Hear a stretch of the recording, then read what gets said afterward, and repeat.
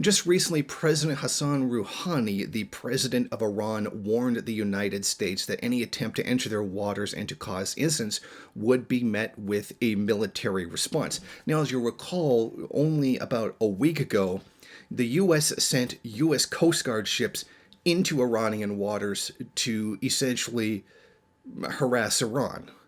What the U.S. Coast Guard, whose job it is to defend the U.S. coast, is doing on the other side of the planet is another question that really needs to be asked in general.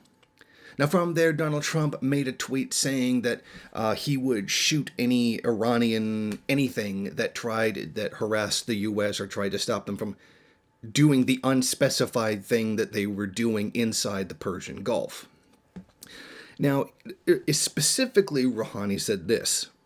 We believe that all countries must stand together in the fight against the coronavirus and take a clear stand against the hostile actions of the United States. Now, he was speaking specifically to Iran's situation where they are being blockaded by the United States, economic sanctions from them purchasing the necessary medical equipment to deal with the coronavirus outbreak.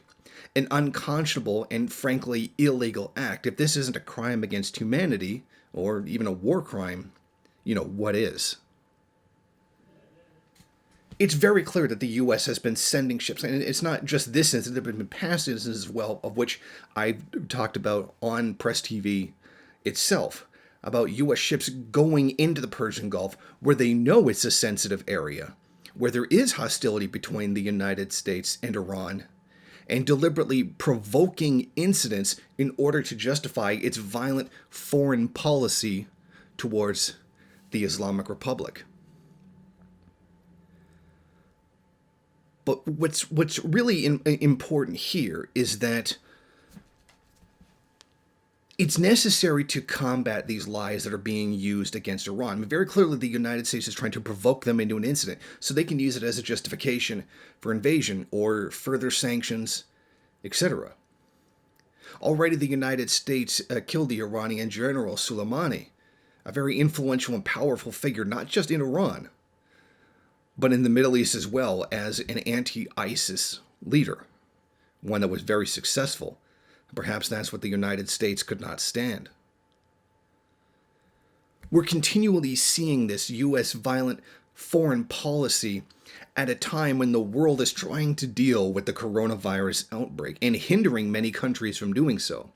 You would think at the very least, if the United States was the holier-than-thou organization that was the hero of the world that it so frequently wants to portray itself in movies and other forms of media, that they would help the rest of the world instead of conducting piracy against people's masks and N95 masks or along those lines.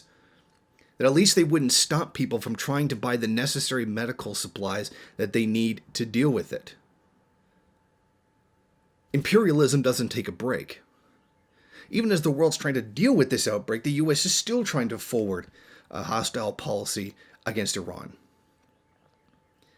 And that's the point here. It doesn't stop. There isn't going to be a break. There's going to be no revelation of conscience that's going to make them stop. They have to be stopped by force. The American people need to get together and demand that the United States stop being the enemy of humanity, essentially. I mean, this isn't even going into all the problems that the U.S. government is causing for its own people during this outbreak. That's another issue altogether. But at least that's harming the American people, and that's their responsibility. It becomes a different thing when the U.S. is doing it to someone else, in their name.